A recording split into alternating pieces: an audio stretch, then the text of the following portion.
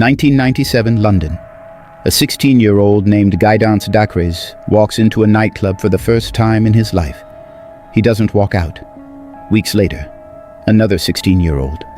Cornered on a rooftop, beaten, shot, left to bleed out alone.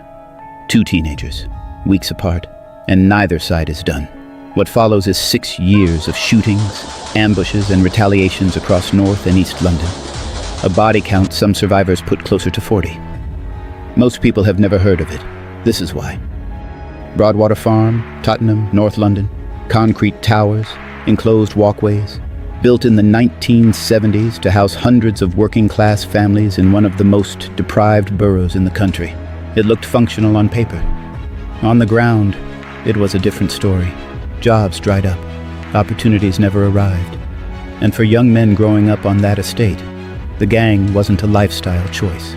It was the closest thing to a structure that existed.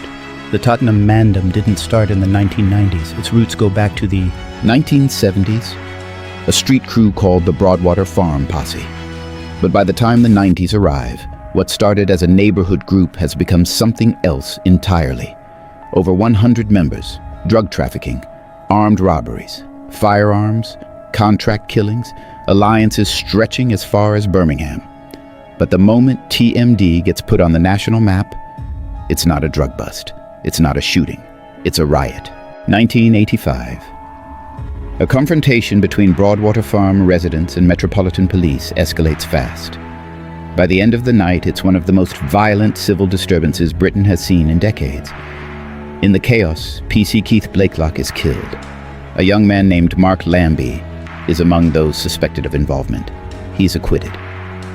But the name sticks. And Lambie goes on to become the most powerful figure TMD ever produces. The Prince of Darkness. That's what they call him. By the 1990s, he's one of the most feared men in North London. Now let's move east. Hackney, London Fields Estate, E8. Same concrete, same story. One of the most economically deprived areas in the entire country, with the same broken infrastructure and the same absence of legitimate opportunity. The crack cocaine and heroin economy fills that gap, and it pulls teenagers in before most of them are old enough to make a real choice about it. The Hackney Boys grow out of that same soil, similar size, similar reach, similar firepower. Two gangs, same city, same markets, same money. The collision wasn't a question of if, just when. But here's the part most people don't know. Before the bodies, there was a handshake. TMD and the Hackney Boys weren't always enemies. In the early days, there were alliances, shared networks, shared routes through the drug trade, an arrangement, loose as it was, that kept things from boiling over. That arrangement didn't last. How it fell apart depends on who you ask, and the accounts don't align. Some point to robberies. TMD members allegedly targeting Hackney youths directly, taking their money, leaving them with nothing but a grievance and a reason to respond. Others point to deals gone wrong, debts that were never paid, betrayals that couldn't be smoothed over with a conversation. Rapper Margs, a Hackney figure who was there, puts it simply, moves gone wrong. Things that happened inside the drug trade that crossed a line nobody could come back from. But here's the detail that explains everything that follows. The older members had guns, not knives, not numbers, actual firearms. At a time when most UK street gangs had neither the access nor the connections to get hold of them. TMD's senior figures had that access, and as the alliance started breaking down, those guns moved downward through the ranks, to the younger members, teenagers, 16, 17 years old, the ones with the most to prove, the least patience, and now, weapons in their hands. By 1995 and 1996, TMD members are allegedly robbing and stabbing Hackney youths directly. No confirmed deaths yet, but the trust is completely gone. Both sides are moving cautiously, watching corners, keeping track of faces. The alliance is dead, the war hasn't started, but the match is already lit. Guydance Dacres is 16 years old, and this is his first night out. He doesn't make it home. Shot dead inside the club amid a confrontation between the two sides. A teenager who'd barely started his life, gone on what should have been an ordinary night. Two TMD affiliates, Anthony Bourne and Fabian Fatinikun, are charged with the killing, both acquitted. Nobody goes to prison. Nobody answers for it. Weeks after Guydance Dacres is killed, Hackney Boys are on the streets looking for TMD members. Two of them are found, Clint Ponton and Kingsley Iasara, both TMD, both teenagers, both now being chased through Hackney. Ponton gets away. Iasara doesn't. He's 16 years old. They call him Popcorn, and he gets cornered on the rooftop of a block of flats.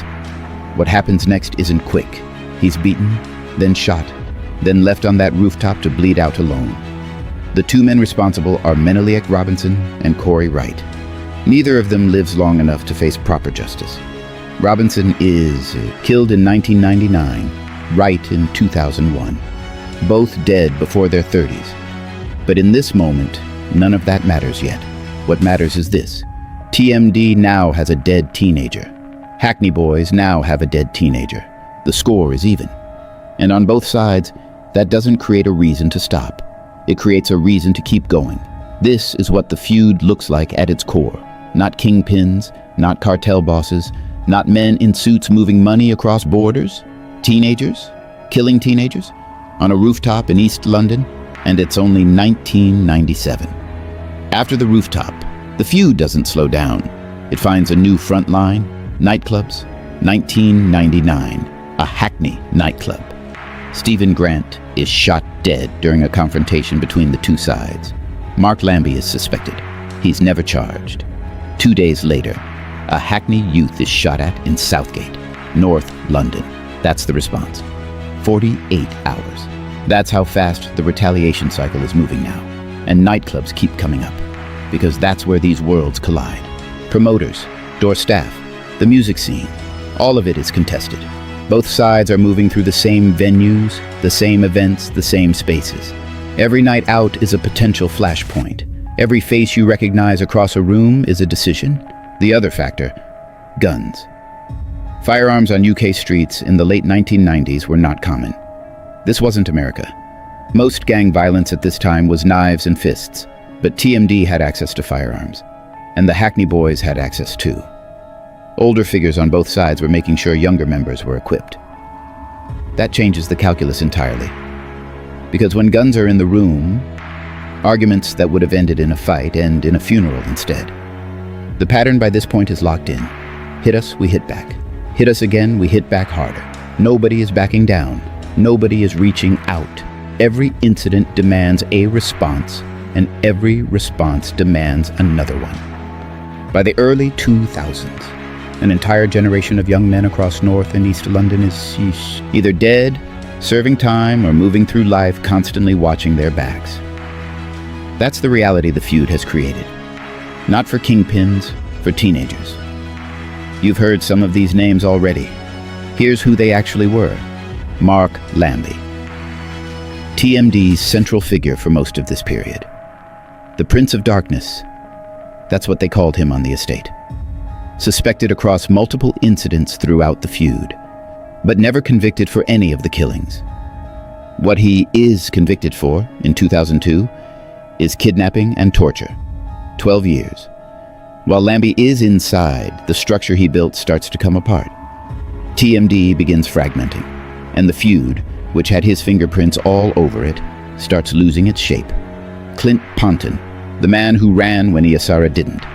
He survives the rooftop chase, survives the feud, and is later arrested for the 2003 murder of Jason Fearon at a London club, acquitted. He eventually transitions out, builds a music label called North Star, one of the few from this era who finds another direction. Mark Duggan, a later TMD affiliate, connected to the Star Gang, one of the subgroups that forms as TMD fractures. Suspected in a 2003 murder, never charged. Most people know his name for what happens years later. 2011, when he's shot and killed by Metropolitan Police. The riots that follow burn across England for days. His story begins here on these estates, in this world. Daniel Cummings, Hackney Boys, 2002. West Green Road, Tottenham. He shoots Adrian Crawford multiple times in the street. Crawford is 22, known as Buckhead. He's about to become a father. Cummings is convicted.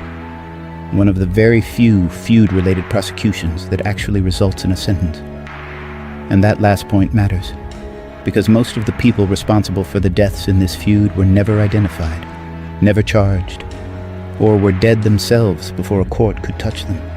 The justice system barely made contact with most of this conflict. If you're finding this as compelling, hit subscribe. We cover stories like this every week, and there's a lot more London gang history coming to this channel. Most of what happened across these 6 years was never prosecuted. This one was. But it doesn't stop anything. 2003. A London club hosting a Lisa Mafia event. Jason Fearon is shot and killed.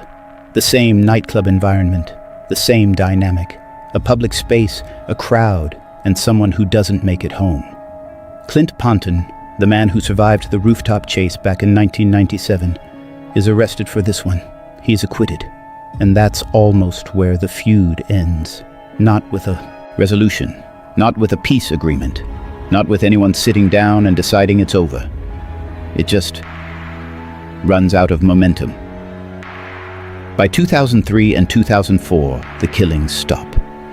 The key figures are gone. Lambie is serving 12 years. Others are dead or have dispersed. TMD itself starts breaking apart, fragmenting into smaller subgroups. NPK, Star Gang, OFB. The original structure dissolves into splinters. The feud doesn't end. It exhausts itself. While all of this was happening, the police weren't standing still. Operation Trident, launched by the Metropolitan Police specifically to address gun crime within black communities in London. TMD and the Hackney Boys feud sat right at the center of its mandate. The operation brought mass arrests across the early 2000s. Lambie was jailed in 2002. Other senior figures were taken off the street. The pressure on both networks was real and sustained. But here's the problem they kept running into. Witnesses wouldn't talk. Not because they didn't know what happened, because they knew exactly what happened. And they also knew what talking about it would cost them. Families stayed silent. Communities stayed silent. Witness intimidation on these estates was severe enough that the clearance rate on feud-related murders stayed low throughout. Most of the killings were never solved, and Trident itself carries a complicated legacy. On one side, the statistics. Gun crime in the areas it targeted did come down. The operational pressure contributed to that. By 2004, the TMD Hackney killing cycle had stopped. On the other side, the method. Trident was criticized heavily for its racial framing. An operation specifically targeting black-on-black crime raised questions about how the same violence was policed in other communities. Residents on estates like Broadwater Farm described heavy-handed tactics that damaged already fractured relationships between police and community. Both things can be true. The operation produced results, and the way it operated left damage behind. By 2004, no more major killings between these two groups. Whether that's because of Trident, attrition, or both, the violence had run its course. So what's the final count? Verified killings. Somewhere between 5 and 7, confirmed by court records and police reports. But survivors and people who lived through this period put the real number much higher. Some say closer to 40, when you factor in incidents that were never officially connected, never investigated properly, or simply never reported. Most of the victims were teenagers, or young men in their early 20s.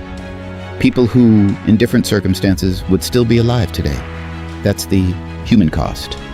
And it doesn't fully show up in any official record. The cultural footprint is harder to measure, but it's there. Rapper Margs has spoken about it. Tricky has spoken about it. Interviews on YouTube and UK drill forums have kept these stories alive in the absence of mainstream documentation.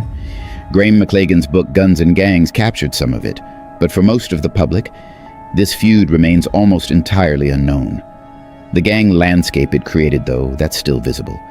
TMD's fragmentation didn't end organized crime in Tottenham. It redistributed it. Here's something worth thinking about.